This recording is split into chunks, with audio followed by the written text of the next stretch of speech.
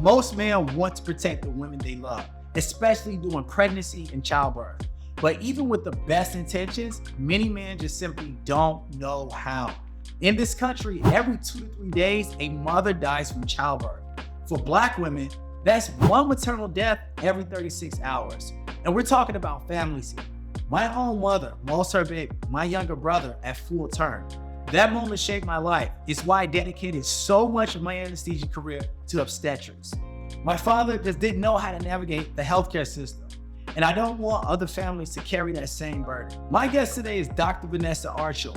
She's an OB-GYN who has spent her career guiding women through their most vulnerable hours.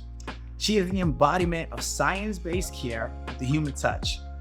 Welcome to the Alpha Renaissance with Dr. Vanessa Archil. Thank you for being with us today. I know your time is very valuable. Thank you for inviting me. You're out saving lives and advancing women's plight in the world. Yeah, there is no world without women. Absolutely. Well, I'm just going to get right into it. There are some very troubling statistics when it comes to women mortality and women morbidity. So basically women dying as related to pregnancy-related causes. So overall in this country, in 2019, for every 100,000 women, there were 22 deaths. And then 2 years after that, so in 2021, you would think it would get better. No, it increased. There were 33 deaths per 100,000, which is insane. Now, that's not it. We juxtapose that to the Black maternal mortality rate. Mm-hmm. And it's 55 deaths per 100,000. Astronomical. It's ridiculous. And, Black women in this country are 2 to 3 times more likely to die during childbirth than their white counterparts. And there's a real crisis in this country. We see it in implicit bias seen in providers and staff.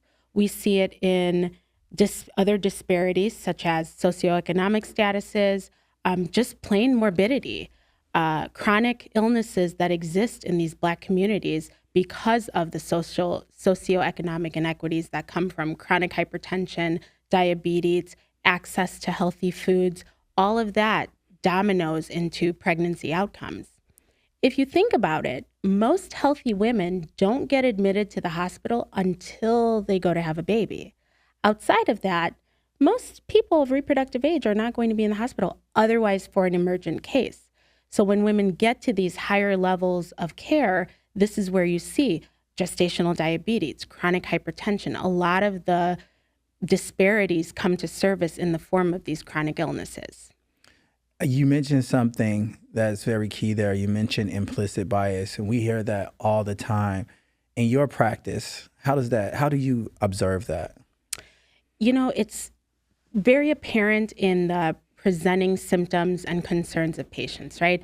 We know when Black women come in, their pain or other presenting symptoms are oftentimes diminished or dismissed, which is a big deal. I mean, Serena Williams went to the hospital after she gave birth and had to advocate time and time again for herself in that period of time because she had a saddle PE. I mean, she literally could have died. Yeah, and a saddle pulmonary embolism, how would you describe that for those who may not know? It is a very large blood clot that basically occludes the entire blood supply to the lung. I mean, this is deadly. And if Serena Williams, a well-known athlete, educated, shows up to the hospital and no one observes her concerns, what is it to say about regular women day to day who go to the hospital? I think that you really touched on something in terms of it doesn't seem, we talk about the high mortality rate for Black women. It doesn't seem to just be limited to socioeconomic status, right?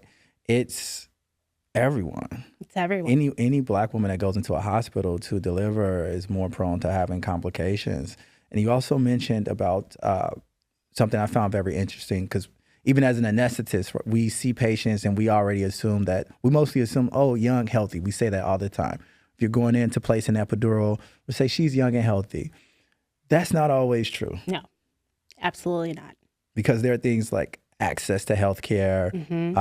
Depending on where, it could be a 25, which on paper should be, a 25-year-old woman should be healthy, but there could be issues that are unseen that we are not privy to that increase this patient's risk for mortality and morbidity. Right. And not only the issues we're not privy to, just the basic lifestyle, right? Again, healthy diet, physical activity, taking care of themselves, right? Women who are 25 having a baby, you see a woman with a BMI of 40, and now you have to go place an epidural as an anesthetist, right? What does that look like for you compared to a 25-year-old with a BMI of 28? It's different. You Totally. are now calculating a whole list of risks and modifying your approach in order to get that epidural in the right place. And this is not okay. Yeah, right? no, I for us, the obesity, I mean, pretty much in healthcare in general, obesity is exponentially grown as a factor that increases mortality and morbidity, not just for expecting mothers, but for everyone. Across the board. If you know a healthcare provider, they are typically worried when they have an obese patient, especially if they have to go to surgery, or especially if they're delivering in this scenario.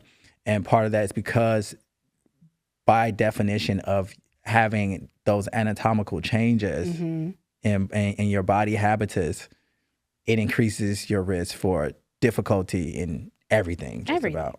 I mean, your epidural, you're securing your airway if you need to be intubated. So, when we look at the issues that are on the surface and unseen, a lot of it stems from the disparities to access to healthy food, the socioeconomic status, plainly going to the doctor and getting checked out, right? All of these access points serve to be a disadvantage later, but what are we doing in the structural system to ensure that everyone has equitable access? And this is part of this bias and, provider and healthcare systemic inequities. Yes. Actually, I had a revelation in my family recently, and do tell more. It really changed my perspective on so many things. So I'm born 1984. I have a brother that's 1989, and in 1987, my mother was pregnant, and they went to the hospital, and they didn't come home with the baby. Oh, wow. I did not know this until 6 months ago. I had no clue. My father never told me. My mother never spoke of it. And as it was described to me, I haven't seen any medical records, but something bad happened, obviously, regardless of what's to blame for it. This is actually not, I don't even want to blame anything. It's just that a child that was supposed to exist doesn't exist. Right. And it sounded as though there may have been some things that were missed. And my dad was trying to articulate these things, but he doesn't even have a high school diploma. He has a GED, right? So he is a great man. He's always been there for our family, but he may not have understood how to be there for my mom at that time.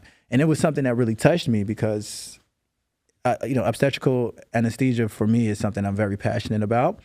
And to know that we lost someone, a brother, to this topic, right? It really just changed my perception of what, of how we need to bring some notoriety to this topic. Yes, definitely. And, it's oftentimes when you start to plan these kind of discussions, this is when stories like this, the history, the outcomes you never knew about, this is oftentimes when they come to surface in these conversations many, many years afterwards. And yes, something terrible happened, and it was so terrible and burdensome for your father that it has never been spoken until more recently. Now, can I ask how it came up? My mother she had mental illness. She's passed. She had mental illness. And my partner, she asked a very important question. Why? She said, why did she have mental illness?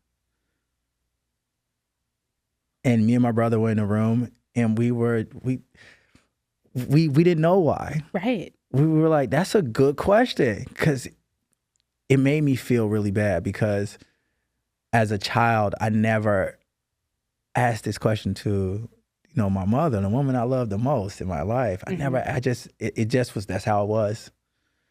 And also at that time, what does it look like you, the child, asking the whys, right? Because that generation, oftentimes children are to be seen and not heard. Exactly. Right? Exactly. So did you feel the space to ask the question even into your teenage years and young 20s?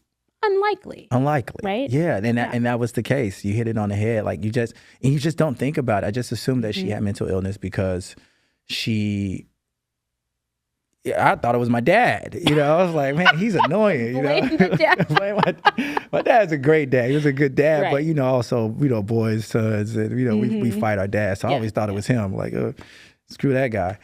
Oh my God. But it was she had lost a child. She had to deliver a stillborn child. Was she full term? She was full term. Yeah, she was full term. Yeah. And so that's why she was mentally ill. Yes. And it just blew my mind, honestly. And I will tell you, so mental health, especially peripartum, is one of the pillars of Illinois Perinatal Equality Initiative here in the state, because we're seeing access to mental health care is very much stratified across ethnicities and races, right? But most notably in the Black population, we know, how is access to mental health? What is the perceived notion? What is the stigma here, right? So if there's that stigma that exists, obtaining the help and care that you need for this doesn't usually happen. And it's not spoken about. Yes. It's just not spoken about. I am 40 years old. Didn't know this until I was, for 40 years. Yes. They kept this secret because there's stigma and shame associated with things that naturally happen in life. But because you're not aware that it's not just happening to you, it can't happen to anyone. There's shame associated with it. So people take those secrets and they keep them close. They don't talk about it. They don't share how they feel, and then that just has an effect on them because they're holding on to it. And so for my dad specifically, hates going to the doctor, hates the hospital. Why? I bet he does. And I would just say I used to just think, I was like, he's so mean. No. It's from this deeply rooted trauma to watch this happen to your wife, and you feel powerless in the outcome, right? Now, the finite details are many reasons for stillbirth, right? We know this. There are a list of reasons: abruption, cord accident, the list can go on. But all of that doesn't erase the experience as a partner to feel helpless, to feel like, was there more you could have done? Did you speak up enough? Did you ask clarifying questions? Were you there enough? Did you go to the appointments? And so, I counsel patients on, yes, you're the woman, you're pregnant, but here's how your partner can support and help you too through this process. Yeah. But I don't blame your father. Totally. I mean, there's a lot of data that shows that fathers want to be involved. And, they've done these case studies where they ask, newly minted fathers, what was your experience? And oftentimes, they feel as though they were just in the background, not really addressed, and they were just kind of tagging along to the pregnancy, where most fathers, which is a great thing, by the way, sometimes you read these statistics and you're like, I don't know what the outcome of this study is going to be. I'm like, I was like, fathers and their relationship to fatherhood, I was like, how's this going to turn out, right? And it actually was surprisingly very positive. Well, yes. And, I was born in 86. My dad was not in the delivery room. And then the last sibling was born in 94, and he attended that delivery. to show you over that course of time how things even changed for the delivery in this country, Totally. right? There's still countries in this world where it's just one big room, all the women are lined up, and they're all delivering babies and no men in sight. So just the change in having the presence of the father in the room during the delivery is a big, big difference. I mean, men want to be helpful. They want to be a part of it, but oftentimes they don't know how to be. And this is where open, honest discussion from the start of pregnancy till the end about what are your expectations, right? Setting expectations. I have discussions about setting expectations with my patient as their provider. What do you need from me? What do you want from me? How do you want me to show up for you? Even non-healthcare stuff, right? You have questions, anxieties. How do you want me to show up for you? And then I tell them, have an honest conversation about how you want your partner to show up for you. Yeah. Day to day, trimester to trimester. And then during the labor, what do you want their role to be? You know, I mean, there's one patient we were delivering and I'm telling her to push and she's like pushing. And then the partner's like, no, push harder, do a little. And she turned at him and was like, no, you don't get to tell me this. You know, so having an understanding about what you want their role to be, not only during the pregnancy through the trimesters, but also in the delivery room, in the moment. Yes. How do you want them to show up? And you see like the opposite of that, where you have some guys in there that are telling, you know, the woman that's pushing, she is incapable of even thinking. I mean, I don't know exactly what's going on in her brain, but that's what it looks like. Just completely, can't even, and the husband is there to coach. Yeah. And that's what she needs from her partner. Yeah. She needs him to say, push, babe, go for it. You can do it. And you see that. Yeah, you can do it. And some are exactly, you know, like that, where they're like, hey, you know what? I don't really need you to tell me to push. I know to push. Yes. Everybody's relationship is different. Everyone is different. And, you know, even throughout the course of labor and pushing, you see the transition. In the beginning, they're like, no, don't tell me what to do. At the end, they need that encouragement. And that's the communication between partners, too. Like, you have to know your partner, but also have an honest conversation leading up to that. Yeah. And I think, too, like, it's right. Everybody says, okay, you know, men, you know, you need to advocate, you know, you need to be there for your partner. Like, you need to show up. But it's really difficult to understand what that means, right? Because you can be a guy that, does that by being aggressive. And we see this all the time. Yes. There's a guy that, you know, he wants to, he's overbearing. Yes. He's asking questions. Oh, how long have you been doing this? Yeah. That is my favorite. I mean, he's trying. He's trying. You know, he's trying, but it's the thought, but the delivery needs a little work, right? And it's and one could say, there is an argument to say that, you know, as healthcare providers, right, as doctors, as nurses, like that minutia doesn't matter. You still have to do your job to give excellent care. But if we're being honest, right, everyone's a human being. And how people are treated, regardless of how they're supposed to be professionally, it can lead to some bias toward them, right? It can lead to some that person that, if you're, you know, aggressive toward that nurse, in their mind, they're not going to want to see you, because a person that they're not going to want to look at you and engage with you, because a person that is aggressive is a person to be away from. Yes. Because that's perceived as a threat, right? At the end of the day, our basic survival skills will always come to surface. If someone shows aggression toward you, your instinct is to pull away and avoid. We avoid danger. But it's getting past that experience with that one patient, that one family member, the one situation, so it doesn't mar the situations moving forward and you don't carry that.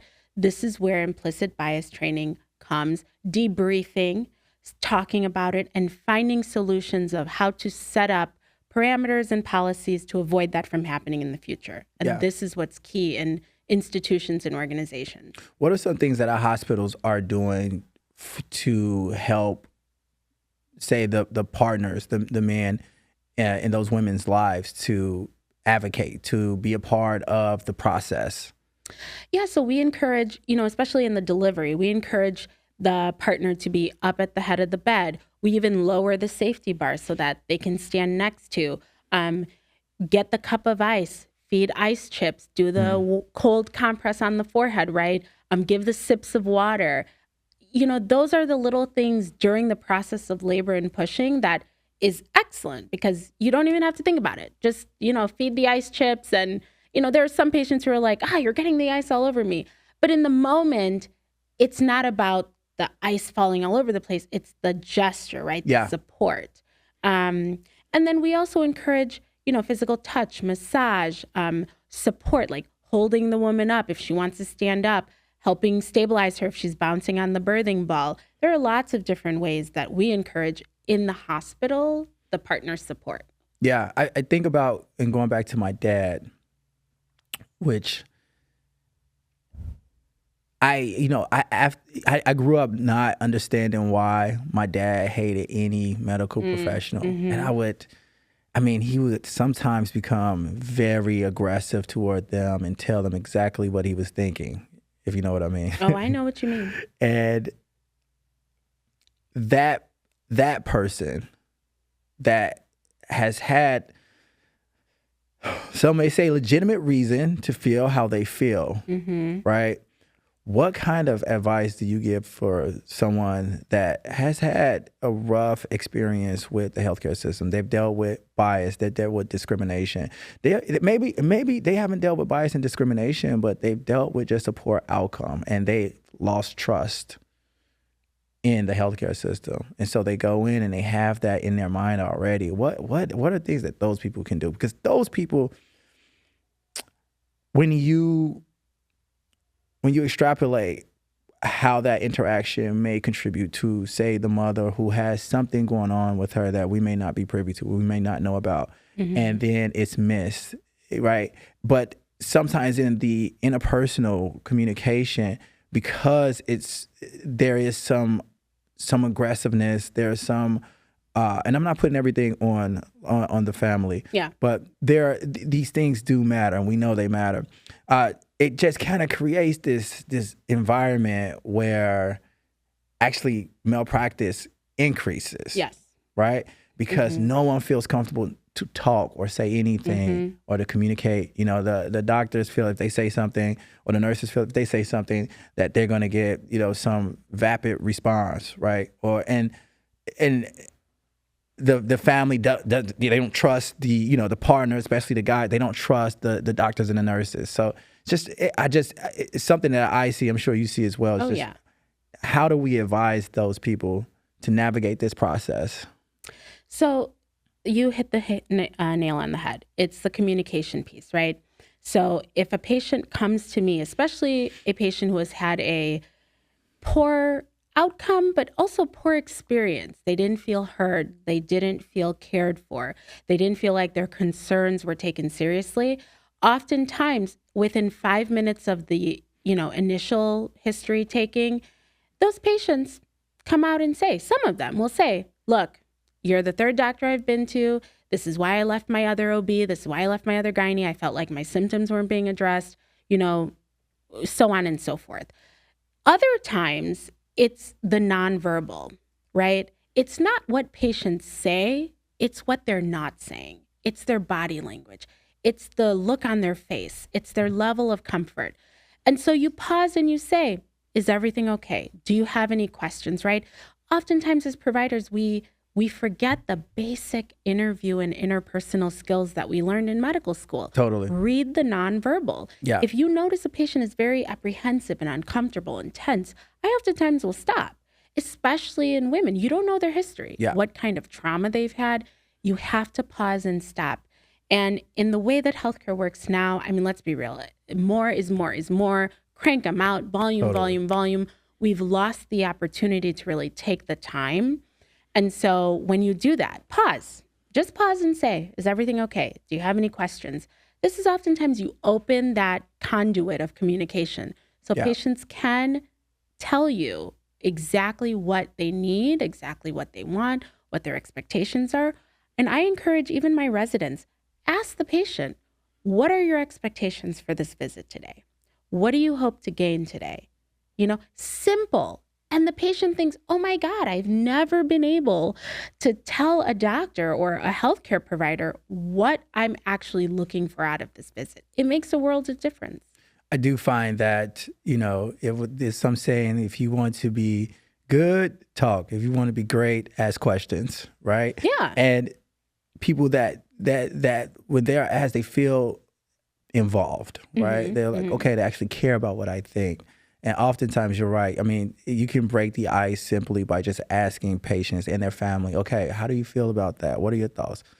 Okay, that look on your face, like, are you, I'm not sure if I'm not sure if you totally get what I'm saying. Or I tell patients that all the time, you totally understand what I'm saying? Or do you have more questions? Do you feel comfortable with what I'm saying? Is that okay? That makes sense? Those types of things. And it helps a lot. And those aggressive, because for me, like, it really made me think of what happened with my mom. Really made me think about how, as a man, how can I advocate? How can men advocate better for the women in our lives? Whether that be your partner, your sister, well, not your mother, because hopefully she's done. No.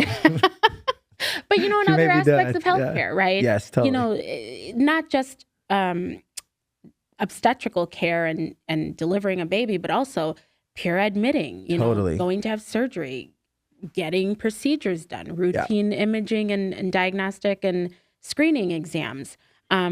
Really not stopping at, hold on, not stopping at, you're next on the list. Continuing to escalate and push until someone does what you need them to do. Yes. Yeah, because there are other concepts or other topics where it's just not actual pregnancy. When we talk about advocating for women's health, I mean, simple uterine fibroids, endometriosis, right? These are all things that are kind of standalone that maybe your partner is going to the doctor for, or she has, but it really ties into her entire reproductive journey. It does, especially when it comes to fibroid, fertility, right? Recurrent pregnancy loss, all of these things. How do you show up? How do the partners need to show up for these women during these times? And it's literally physically showing up sometimes, being the point person.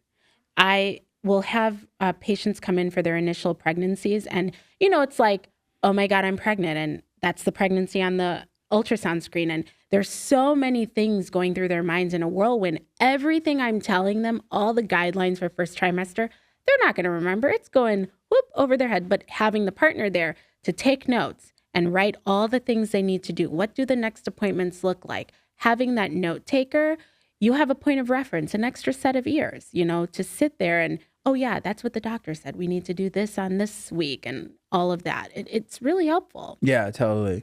Yeah. And these things, I mean, you hear about all the time, just simple interventions that one can take. But again, in the heat of the moment, especially for mothers, it's a lot going on for them, especially, in the dads, especially if they're first time dads. Like, I noticed that they're in a world, I mean, they're thinking about how they're going to pay for this kid often, right? And the financial impact. Most men, that's what they think about when they think about it. Of course. I can see it sometimes, right? Where you have the mother, she's excited. She's like, okay, I'm going to be a mother. And the guy is like, I have to pay for this thing. Like, how are we going to pay for it? Even if they're equally, financially yoked, still is this, a lot of times this financial, because the kids are expensive and they're only becoming more expensive, right? Yes, so they are. Yeah, that's really it's excellent. It's excellent advice. And I had a question in terms of uterine fibroids specifically. We hear so much about that. How does that lend to complications for women, particularly Black women, in their reproductive journey? So it really depends where the fibroids are, how big they are. Are they on the surface of the uterus? Are they in between the muscle layers? Or are they on the inside of the uterus where the cavity, where an embryo would implant and grow? And so that is the fertility aspect of it. The closer it is to the cavity, the more it impedes implantation and conception. And the cavity, what cavity? The uterine cavity. Uterine cavity. Like the space where the baby would grow. Okay. Right? But then when we're talking about just day to day with the fibroids, I mean, heavy bleeding, pressure symptoms. I mean, I've had patients with, fibroids as big as 30-week size, or I should say 6 months pregnant uterus, and it's a fibroid. Yes. And they just think, oh, I thought I was just gaining weight in my belly, and they have this huge mass in their belly, and it's almost not normalized, but they don't know to go and see and get it checked out and do the evaluation, which lends credence to the concept of access to care, but also trusting and wanting to go to the doctor, just like your father. Yeah. I mean, this disdain for healthcare, right? Yeah, totally. Yeah. Yeah. It's a huge factor, I believe. I become passionate about it because it's something that, it's 40 years later, but it's never too late. It's never too late. It's never too late. But I think that we hear about all of these problems in terms of, the mortality, the morbidity is high. But I think a lot of times, too, the onus is always on the women. It is. I mean, women are the key to healthcare for the whole family, right? Exactly. When the woman goes to a hospital and has a baby, they have a good experience. They're going to take their kids for the pediatric care there. Then they're going to take their partners, their family members. I mean, women are the key. That's why obstetrical experience for women in a hospital or healthcare setting is the conduit through which everybody in the family is going to get their care. Yeah. Right? Sets the precedence. Yeah, totally. Yeah, I really would implore men to think about how we actually contribute to that so that women don't feel as though they're the only ones dealing with the healthcare decisions and the healthcare issues, because they're being affected by healthcare in a way oftentimes that's missed. So they're taking care of the family, but they are also not being, diagnosed for uterine fibroids or endometriosis. And they're not taking care of themselves or being looked after. And it has a compound effect, a domino effect on the entire family. Yeah. Oh, of course. Do you have any other thoughts on some of the hot topics in women's reproductive health that also are related to poor outcomes for women in terms of common misconceptions or common procedures or just common diagnoses that are really affecting women in a way that we could bring some more advocacy to? Probably fertility, right? Fertility planning, especially for the women who are going to seek higher ed, be in school for a long time, do training, especially pre-meds, medical students, residents, is to really have a honest conversation and go and see what your options are, Consider cryopreservation, which is freezing your eggs. Because if you're not going to have kids in your 20s or 30s, having that, I don't want to say security deposit, but essentially having that fail safe to your fertility so that when you enter your late 30s and 40s, it's not a scramble to the finish, right? So I would say have a conversation with fertility experts, look at your family history, do your genetic screening, especially if you're not partnered through those years of training. Yeah, so this is an interesting topic because in other countries, for example, say like in the UK or just say Europe, if you want to become a barrister, you want to become a lawyer or a doctor, right? It's a long track, but oftentimes, though the school is set up, it's not like how we have here. Like you go to, you go to college for 4 years, then you go to, professional school for another 4 years. Then you do whatever internship or training or residency. They pretty much figure out, hey, when you go to college, you're going to do this. You go straight into that skill, right? You want to become a doctor, you go straight into that, so that you don't oftentimes lose the years. As we do here in America. Because in America, we spend a lot of time going to school.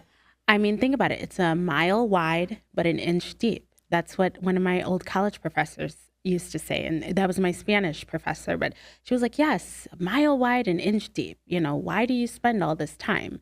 But it's incredible, really, to see the differences. Do you see that becoming more popular where women are taking advantage of of cryopreservation, being able to freeze their eggs to give themselves more options. And from younger ages, right? So 35, 37-year-old eggs are not as good as your 25-year-old egg. Totally. But in the past, nobody used to talk about freezing your eggs in your 20s because the presumption was you would have your children and build your family by the time you were 35. Now it's drastically changed, right? We have a lot more advanced maternal age patients attempting conception for the first time after age 35. Well, with that process of freezing your eggs, and say you even taking the next step and creating embryos, right? There's a lot that goes into that in terms of the testing. Yes, a lot. And maybe do you think that's becoming more of the standard where people are like, well, why are we waiting to test for any genetic variances when we can just, do it before we even conceive? Yeah, so you can test individual, like the intended parents, you can test them via blood test. Yeah. And then you can actually test the embryos, which is the pre-implantation genetic testing, or PGT. And even with that, you're testing cells that ultimately are surrounding the embryo but are technically not in the embryo, which is a lot of science. Yes. But then you can also do testing after conception and implantation as well. So we have many layers of testing that you can do. Yeah. I was reading something recently that said the gold standard probably in the future will be just to do genetic testing as early as possible, earlier on in the relationships. When you are serious that, okay, I found a person that I actually want to have a baby with, that people will start to just do it as a baseline. Whereas the traditional mode was, okay, we meet each other, we try, and often, in vitro fertilization or cryopreservation, they were looked at as when you try everything, when everything else failed, then you would try with in vitro. You guys are having trouble. Do you find that to be? Not so much. I mean, now there are so many other options that you don't have to jump to in vitro right away. You can do hormonal stimulation. You can do IUI, which is intrauterine insemination. And then you can also do, then you can get to the IVF, right?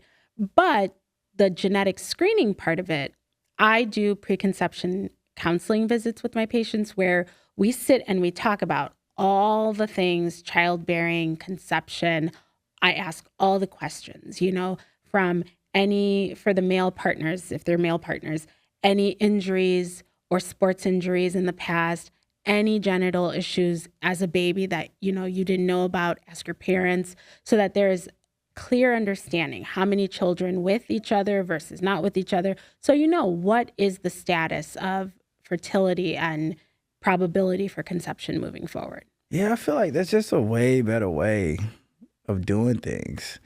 I think one issue, though, that I could foresee is that it's not cheap. Oh, no. I mean, it's definitely not cheap. Women out of college wanting to explore cryopreservation, I mean, it is not a cheap endeavor at all. I mean, the medications alone, right, the injectable hormones are a huge portion of the cost. And so this is where you see the disparities, right? Yeah. Who can really afford to do cryopreservation versus who cannot, and who has access to it versus who cannot. So that's why I am very open. I talk about it all the time, and I present it as an issue. And I actually have patients come seek me out now, looking and considering the options, especially if they are not partnered.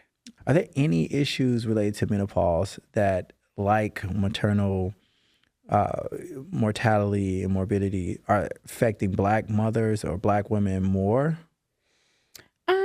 Probably, I would say that the symptom experience is likely the same, but seeking the interventions is probably a barrier, right? Like feeling like they can go and talk about it and explore treatment options is probably what's a little bit different, but I haven't seen much difference in the symptomatic profile across women. Yeah. It's because, you're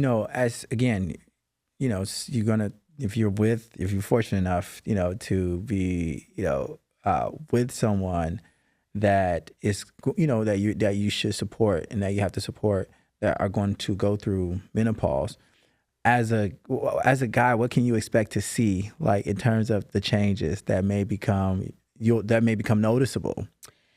Right. So perimenopause, can start several years prior to the onset of frank menopause. But, heat intolerance, vasomotor symptoms, hot flashes, all basically the same. Mood changes, trouble sleeping, the brain fog. I have a lot of patients who come to me and say, I'm just having trouble like really staying focused, or I'll go to do something or have a train of thought and it feels like there's fog in my mind. And just feeling like the body's changing, right? Like difficulty with weight maintenance, change in physique, which, they'll come and they'll say, doctor, I'm eating the same, working out. I just can't shake this menopause belly. And those are the things that they come with. And it's about being supportive and finding the appropriate intervention for each patient individually. What works for one patient isn't necessarily going to work for another. Yeah, I mean, because it's a substantial change, especially, if you're watching someone go through this. Where I remember my mom in this point, and I remember a completely different mother, just like frustration and struggling with that. And I haven't seen that in a partner, but I would hope that I will have some capability to at least understand what are the expectations, like what more than likely she will want from me. Everyone is different, but how could I be supportive and maybe going to doctor visits with them, or just kind of staying ahead, maybe taking them to the gym with you, or you guys go to the gym together to try to offset some of the consequences of menopause. Also, letting the AC be on year round and putting a sweater on, that'll help too. The temperature difference. The temperature thing is real. A real thing. The hot flashes are real. Yeah, it's a real thing. And I don't know the exact data, but the female versus male like basal temperature is different. Like we're on two different thermostats. Really? I'm always hot, like exceptionally hot. My partner, she's always cold. Yeah, we're opposite. Yeah. I am always hot. Interesting. And my partner is not always cold, but doesn't like it as cool as I would like it. So, it's yes. Maybe that's the test of knowing that you're with the right partner. I don't know. That's you why guys I have opposite cooling, temperatures. yes, cooling mattress and cooling pillows and everything. Oh my God, yeah. I burned up for But then anything. you think about menopause, like, I don't know if you've seen the video on social media where this woman is sitting outside in the winter and she has a hot flash and there is smoke coming from her head. Yes. Really? I mean, it's a real thing. That warm. Yes. It is a flash of heat that comes over you. I didn't know that. I didn't know it was that. That intense. It could be that intense. I don't know personally, obviously, but this is the, data my patients come to me with is I just all of a sudden feel like my whole chest and face is on fire and I just can't get comfortable. I feel like there are so many topics when it comes to being able to support women in their various journeys. Even you talked about, in vitro fertilization and, cryopreservation, freezing your eggs. You think about it, even as a father, these are things that you have to give your advice to your daughters on, right? In terms of, like, hey, you want to track out and do this with your life. You want to become this. These are some of the options that we should talk about. Same thing with contraceptive, right? Yeah. If that's something that you believe in, these are all topics, regardless of whatever you may think of them. They're a part of their healthcare journey. It is, and it's part and parcel to the male journey, right? Because regardless, we're all in it together, right? So being able to push, all of our hot topic healthcare issues forward together is going to make for better families, better relationships. Oh, yeah. And even conversations like this, right? Like having frank discussions. What are the hot topics? How can partners support their pregnant and laboring partners as well? It makes a big difference to open that discussion up and start to lay the groundwork so people have a point of reference and know how to spark those conversations. Absolutely. Do you have any other topics on your mind?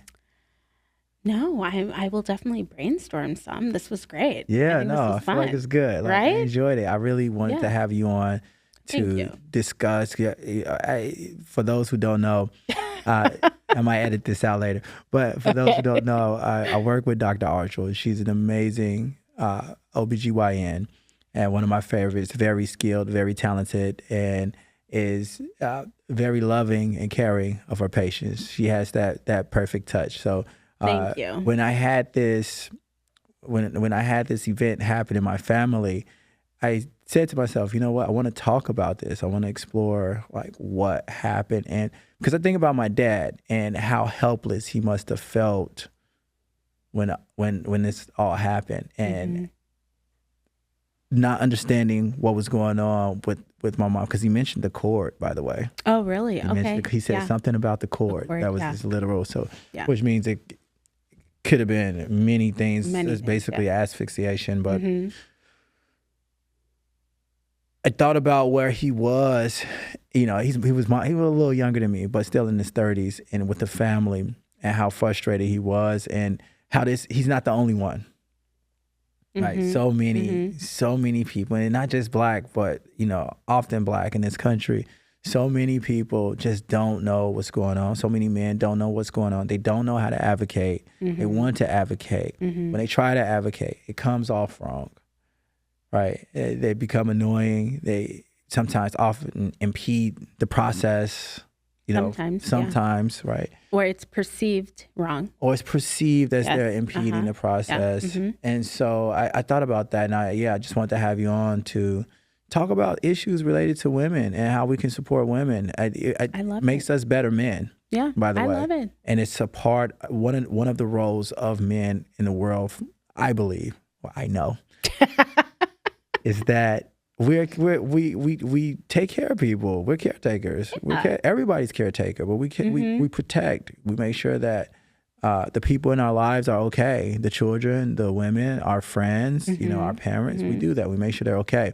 And part of making sure that people are okay is making sure that women have a hopefully non-complicated maternal journey throughout their pregnancy. Yeah, especially in this country, as the rates and statistics we see. That is the new beacon through which we practice, I'm telling you. Absolutely. Well, thank you for your time. Thank you for having me. Absolutely.